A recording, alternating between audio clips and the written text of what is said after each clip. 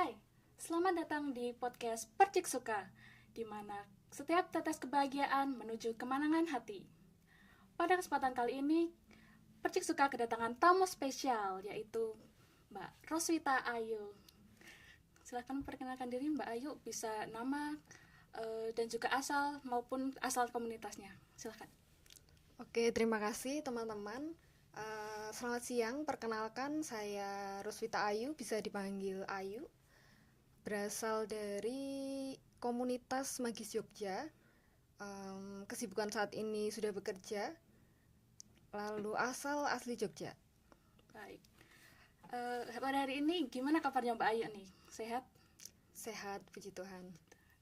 Ya, baik. Jadi teman-teman, pada kesempatan kali ini Percik Suka bersama dengan Mbak Ayu akan membahas topik yang sedikit melekat pada mayoritas anak muda ya teman-teman. Jadi mengenai kesehatan mental. Nah, seperti yang kita tahu, anak muda bisa tergolong pelajar, mahasiswa maupun orang-orang yang sudah bekerja seringkali mengalami sebuah pergumulan dalam hidupnya yang dapat berupa luka karena masa lalu atau kejadian traumatis maupun kepanikan akan masa depan. Nah, seperti yang disebutkan Mbak Ayu tadi, Mbak Ayu berasal dari komunitas Magis. Dan Mbak Ayu ini, kemarin saya sudah sempat ada perbincangan ya dengan Mbak Ayu, yaitu Mbak Ayu ini sudah memiliki pengalaman dalam membimbing anak-anak muda dalam menyelesaikan atau mengelola luka batinnya begitu. Nah, saya akan sedikit tanya-tanya ya Mbak Ayu. Yang pertama, bagaimana sih sistem pendampingan luka batin ataupun proses pengolahan luka bagi anak-anak muda yang Mbak Ayu pernah bimbing itu? Oke, mungkin berawal dari komunitas Magis yang saya ikuti. Komunitas Magis itu, kalau mungkin teman-teman sudah ada yang tahu, komunitas Magis itu sendiri sebenarnya Magis Indonesia cuma terbagi dalam 2 region, Jogja dan Jakarta. Saya bergabung di komunitas yang di Yogyakarta. Magis itu sendiri salah satu karya Jesuit dalam pendampingan orang muda Katolik untuk sebenarnya lebih ke untuk mengenal dan menghidupi spiritualitas Ignatian. Namun salah satu tema dalam formasi itu peserta diajak untuk mengolah yang namanya pengalaman luka batin. Begitu. Terkait pengolahannya sendiri tentu secara terbimbing, kemudian ada sesi juga mereka harus mengolah secara personal. Begitu kira-kira. Oke, jadi komunitas Magis ini bukan hanya berfokus kepada pembimbingan secara mental, namun juga secara spiritual begitu ya Mbak Ayu. Nah, terkait pembimbingan secara mental ini yang pernah dialami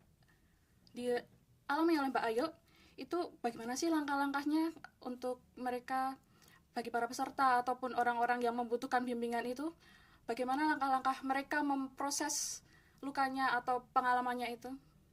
Oke, mungkin berawal dari pengolahan pengalaman luka batin di komunitas Magis sendiri sebenarnya bukan menjadi tema pokok atau yang terutama di dalam komunitas itu, tetapi lebih ke pintu masuk begitu, pintu masuk dari sebelum masuk ke pengolahan spiritualitas Ignatian itu sendiri yang menjadi tema-tema pokok pengolahan selama 1 tahun peserta formasi. Bagi saya pribadi, pengolahan luka batin itu penting karena terkait dengan kesehatan mental, betul, dan juga saya percaya bahwa setiap dari kita itu tidak hanya itu terdiri dari fisik, tidak hanya fisik, tetapi juga mental dan spiritual. Kalau salah satu diantaranya terganggu, maka otomatis yang lainnya pun juga akan ikut terganggu. Misal fisik sakit gitu ya, maka otomatis itu akan mempengaruhi secara psikis dan juga spiritual. Sebaliknya ketika secara psikis itu terganggu, mental terganggu, maka tidak menutup kemungkinan secara fisik itu juga bisa ikut sakit dan juga berimbas pada kehidupan spiritual kita gitu. Kemudian bagaimana mengolahnya? Mungkin dari pengalaman saya pribadi gitu ya. Bagaimana saya didampingi mengolah pengalaman luka gitu.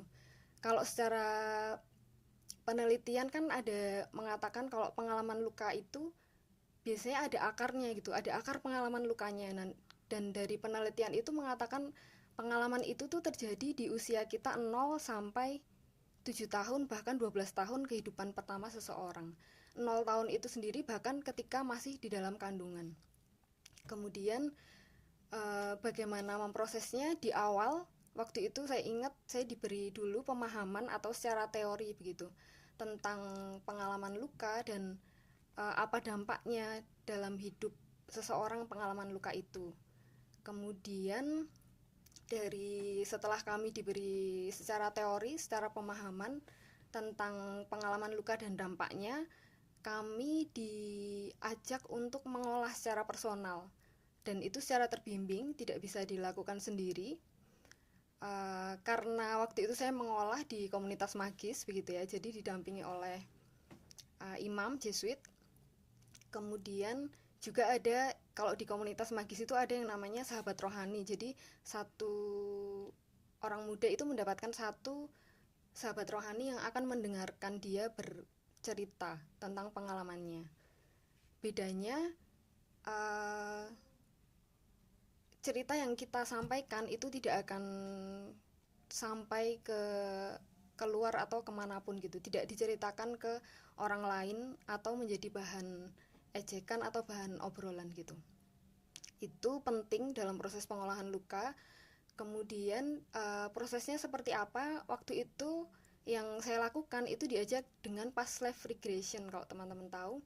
Jadi diajak untuk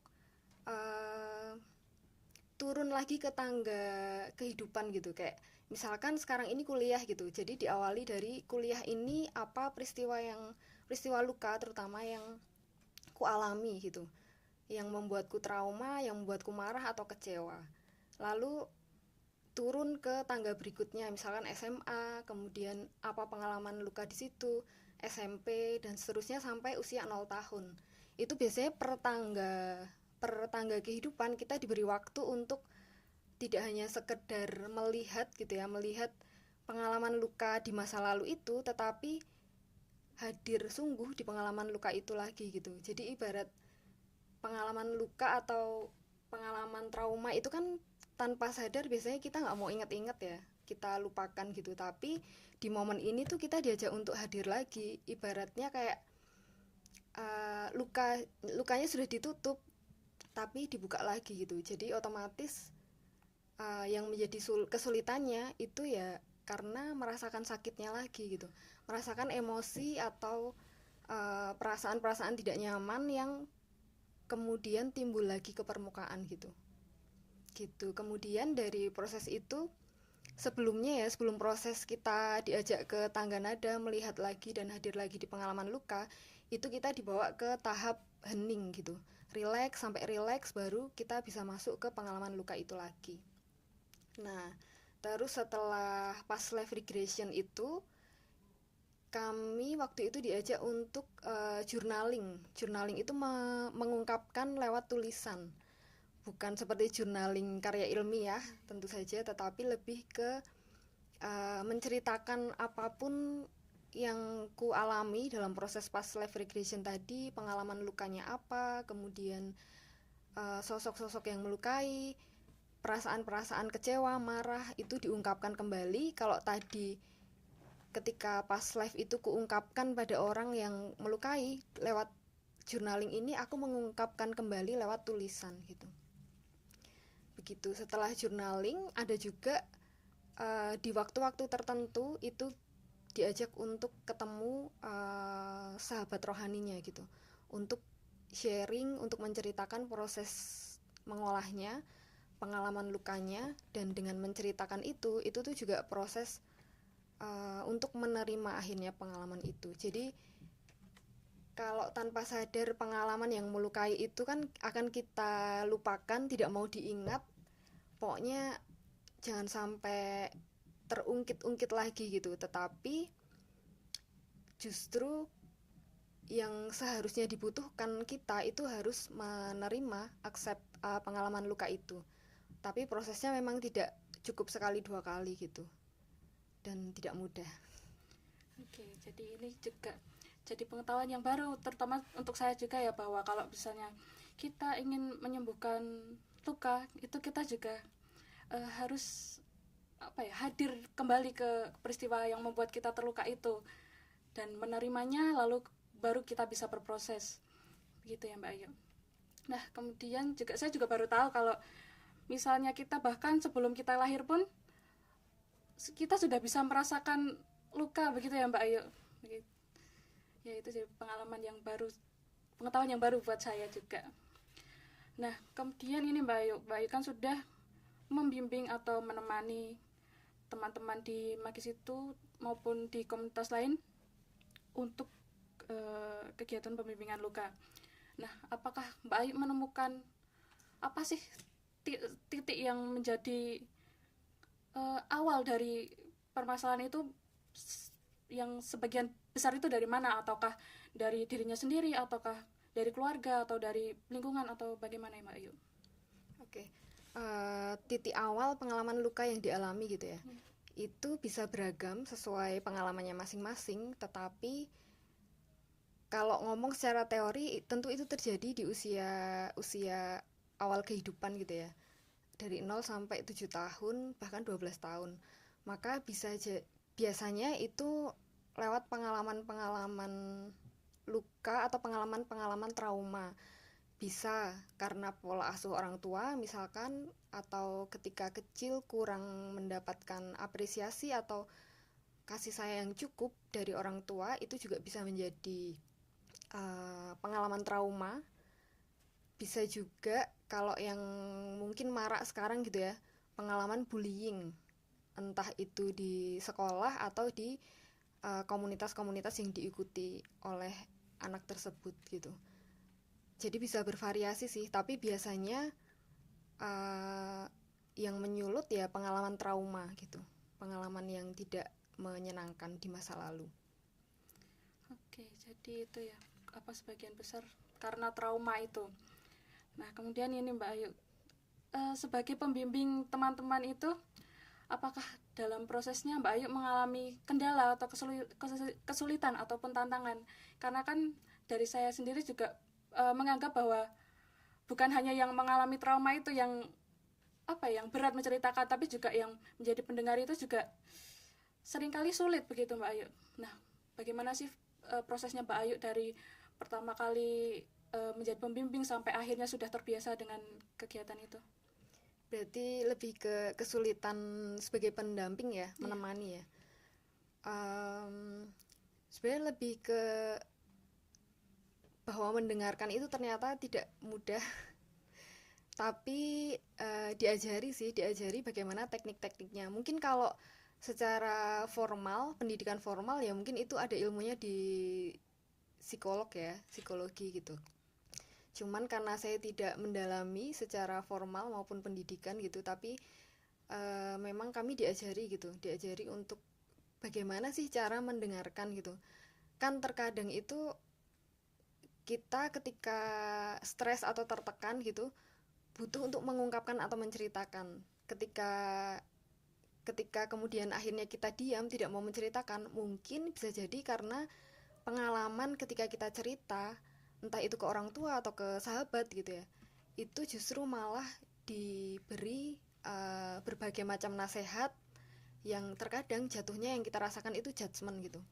Jadi dari pengalaman menemani, saya justru mendapatkan ilmu baru juga, bagaimana mendengarkan yang sebenarnya itu melelahkan gitu, tapi bagaimana mendengarkan itu aku harus hadir sungguh gitu, dan tidak memberikan saran atau masukan yang kayak mendorong seseorang itu untuk melakukan sesuatu, tetapi keputusan itu harus berasal dari si orang itu tersebut gitu. Bahkan ketika kemudian orang itu cerita gitu ya ke saya, biasanya akan berakhir pada pertanyaan, menurut Mbak, terus aku baiknya harus gimana gitu.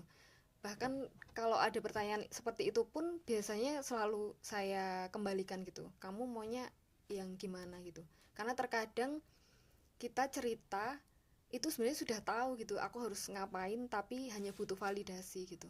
Jadi awal-awal itu tidak mudah gitu untuk mencerminkan kembali gitu ya, memantulkan perasaan-perasaan dominan yang sudah diungkapkan si orang yang cerita, kemudian memantulkan juga pengalaman-pengalaman yang diungkapkan itu awalnya nggak mudah gitu, tapi berjalannya waktu ya menjadi lebih bisa gitu untuk mendengarkan secara sungguh. Oke, jadi untuk mendengarkan atau menerima cerita dari orang itu kita juga harus bersiap dan juga tidak harus selalu memberikan saran ya Mbak Ayu, tapi dikembalikan kepada orang yang mengalami peristiwa itu. Nah mungkin ini yang terakhir nih Mbak Ayu. Mbak Ayu punya pesan-pesan ataupun sesuatu yang ingin disampaikan kepada pendengar, terutama bagi anak muda yang sedang mengalami kesulitan ataupun luka begitu Mbak Ayu. Silahkan. Oke. Pesannya, eh, mungkin saya memberikan ini ya, kayak mengapa itu penting untuk diproses, untuk diolah, karena hidupku masa kini itu dipengaruhi oleh hidupku masa lalu. Betul ya, semuanya itu pengalaman-pengalaman masa lalu, terutama trauma, itu membentukku juga, berpengaruh pada hidupku masa kini, dan kehidupanku masa depan itu otomatis dipengaruhi hidupku masa kini. Maka jangan takut untuk berproses. Yang saya lihat kan sekarang di apa namanya, kayak di kampus atau di sekolah itu sudah ada, kayak kalau di sekolah SMP SMA mungkin ada guru BK, di kampus-kampus ada psikolog gitu ya. Itu bisa menjadi sarana yang bisa dimanfaatkan ketika memang teman-teman butuh bantuan gitu terkait kesehatan mental. Kemudian mungkin pesannya, jangan lupa bahwa teman-teman itu berharga, teman-teman berarti dengan seluruh kelebihan maupun kekurangan dirimu. Kemudian fokus ke hal-hal positif yang ada di dirimu dan mengembangkan potensi-potensi yang ada, dan juga memilih lingkungan pertemanan yang positif, yang membawa dampak positif untuk dirimu supaya sehat, tidak hanya secara fisik tetapi terlebih juga secara mental. Oke. Nah, itu saya kira bagus ya teman-teman, pesan dan apa yang disampaikan oleh Mbak Ayu, bahwa jangan takut untuk memproses luka kalian karena diri kalian di masa depan dipengaruhi oleh diri kalian di masa lalu, dan juga selalu ingat bahwa kalian itu berharga.